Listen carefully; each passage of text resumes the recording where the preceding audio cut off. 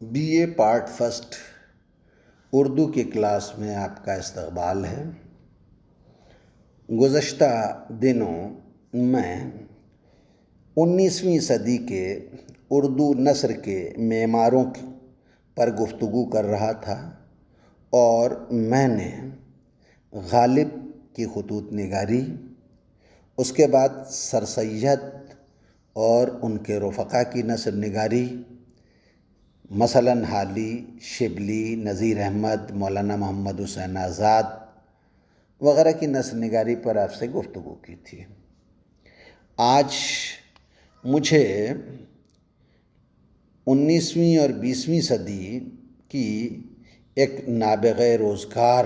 شخصیت مولانا ابوالکلام آزاد کی مکتوب نگاری پر آپ سے گفتگو کرنی ہے۔ مولانا ابوالکلام آزاد کے خطوط کے کئی مجموعے، مثلاً مکاتیب ابوالکلام یا نقش آزاد، تبرکات آزاد، کاروان خیال اور غبار خاطر وغیرہ شائع ہو چکے ہیں۔ ان میں غبار خاطر جو ان کے خطوط کا مجموعہ ہے، اس میں 1942 سے 1945 کے درمیان جب وہ احمد نگر قلعے میں قید تھے، اس اسیری کے زمانے میں لکھے گئے خطوط شامل ہیں جو انہوں نے اپنے دوست حبیب الرحمن خان شیروانی کے نام لکھے تھے۔ میں یہاں یہ عرض کر دوں کہ انہوں نے یہ خطوط جو اپنے دوست حبیب الرحمن خان شیروانی کو لکھے تھے، یہ ضرورتاً نہیں لکھے تھے بلکہ شوقیہ لکھے تھے۔ تو آپ یہ کہہ سکتے ہیں کہ ابوالکلام آزاد کے خطوط کا مجموعہ غبار خاطر ایسا خطوط کا مجموعہ ہے جس میں ان کے شوقیہ لکھے ہوئے خطوط شامل ہیں۔ یہ 1945 میں مولانا ابوالکلام آزاد کی رہائی کے بعد خطوط کا مجموعہ شائع ہوا اور شائع ہونے کے بعد مولانا حبیب الرحمن خان شیروانی کو بھیجا گیا۔ غبار خاطر میں جو خطوط شامل ہیں ان میں بعض خطوط کا مضمون کا انداز ہے، بعض خطوط میں مضمون کا انداز ہے اور بعض انشائیے کا انداز لیے ہوئے ہیں۔ یعنی آپ ان میں صدیق محترم یا جو ہے وہ میرے دوست وغیرہ کے جو القاب و آداب ہوتے ہیں، یا خط کے آخر میں تاریخ اور جو ہے وہ ابوالکلام آزاد وغیرہ جو لکھا جاتا ہے، یہ ہٹا دیں۔ یعنی خط کی جو مخصوص نوعیت ہوتی ہے ابتدا اور انتہا کی، کہ کہاں سے لکھا جا رہا ہے، کس کو لکھا جا رہا ہے، کس تاریخ کو لکھا جا رہا ہے، کون لکھنے والا ہے، ان تمام باتوں کو ہٹا دیں تو وہ خط نہیں معلوم ہوتے، ایسا لگتا ہے جیسے انشائیے ہیں۔ انہیں خطوں کی شکل دینے کے لیے یا خط میں کنورٹ کرنے کے لیے، تبدیل کرنے کے لیے ابتدا میں صدیق مکرم اور آخر میں دستخط کیے گئے ہیں۔ اس دعوے کے ثبوت میں یہ کہہ سکتا ہوں کہ خط وہ ہوتا ہے جس میں مکتوب نگار اور مکتوب الیہ خط کے صفحے پر دونوں نظر آئیں، جبکہ ابوالکلام آزاد کے یہ خطوط جو شوقیہ لکھے گئے ہیں یک طرفہ ہیں۔ پھر بھی دو طرفہ نہ ہوتے ہوئے بھی ہم انہیں خط کہتے ہیں، اس لیے کہ اس میں مکتوب نگاری کی فضا قائم رہتی ہے۔ ان کے خطوں میں جو خوبیاں پائی جاتی ہیں، میں ایک ایک کر کے انہیں جو ہے وہ آپ کے سامنے رکھتا ہوں۔ سب سے پہلی خوبی جو مولانا ابوالکلام آزاد کے ان شوقیہ خطوط میں آپ کو دیکھنے کو ملتی ہے، میں بار بار غبار خاطر کے حوالے سے گفتگو اس لیے کر رہا ہوں کہ آپ کے نصاب میں غبار خاطر سے ہی ایک خط کا کچھ حصہ شامل ہے۔ تو غبار خاطر کے خطوط میں سب سے پہلی خوبی جو ہمیں اپنی طرف متوجہ کرتی ہے وہ شخصیت کا اظہار ہے۔ مولانا ابوالکلام آزاد خطوں میں اپنی شخصیت کو پردوں کے اندر چھپانے کی کوشش کرتے ہیں، پھر بھی بہت ساری باتوں میں وہ ہم کو شریک کر ہی لیتے ہیں۔ مثلاً ان کی اہلیہ کی بیماری، ان کی اہلیہ کی موت کی خبر، ان کی خاندان کی قدامت پرستی اور ان کا اس خاندان کی قدامت پرستی کی فضا سے باہر نکلنا، یا ان کی اپنی ذاتی عادتیں، مثلاً سحر خیزی، صبح بہت جلد بیدار ہو جانا، چائے نوشی، اور چائے نوشی بھی ایک خاص قسم کی ہے نا، وہ چائے کا عام انداز جو آج ہندوستان میں پایا جاتا ہے وہ مولانا ابوالکلام آزاد کی چائے نوشی میں نہیں دیکھنے کو ملے گا۔ وہ اپنی چائے میں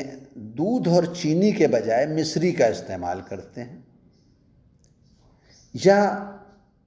انہوں نے اپنی عادت کم گوئی کو بھی اپنے خطوط میں جو ہے وہ ظاہر کیا ہے۔ بھیڑ سے ناپسندیدگی، تنہا نشینی، مسیطہ خاں سے موسیقی سیکھنی اور ستار بجانے کی مشق کرنی، اور اس ستار بجانے کی مشق کے لیے رات کی تاریکی میں تاج محل جانا اور چاندنی پھیلنے پر کوئی گیت چھیڑ دینا، یہ سب وہ باتیں ہیں مولانا ابوالکلام آزاد کی شخصیت کی جو ہمیں ان کے خطوں سے معلوم ہوتی ہیں۔ اگر ان کے شوقیہ لکھے گئے یہ خطوط ہمارے سامنے نہ ہوتے تو شاید مولانا کی شخصیت کے یہ پہلو ہمارے سامنے اتنی خوبیوں کے ساتھ نہ آتے۔ دوسری بات جو ان کے خطوں میں ہمیں دیکھنے کو ملتی ہے وہ ان کی انفرادیت اور انانیت ہے۔ ابوالکلام آزاد کی خود پسندی اور انانیت ان کی ذہانت اور طباعی کا نتیجہ ہے۔ وہ بہت بڑے ایگوئسٹ تھے۔ ان کے مزاج کی اس کیفیت کا پتہ اور ان کی ذہانت پر استادوں کے حیران رہ جانے کا علم بھی ہمیں ان کے خطوں ہی سے ہوتا ہے، اور یہ ان کی ذات میں جو انفرادیت ہے یا جو انانیت یعنی ایگوئزم ہے وہ پوری طرح ان کے خطوں میں موجود ہے۔ تیسری خوبی جو مولانا ابوالکلام آزاد کے خطوں میں ہمیں دیکھنے کو ملتی ہے وہ فکر اور فلسفہ ہے۔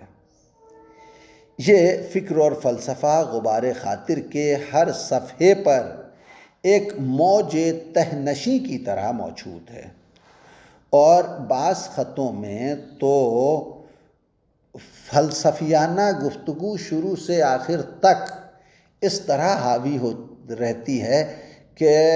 اسے پڑھنے کے بعد خط پڑھنے کا گمان ہی نہیں ہوتا، یہ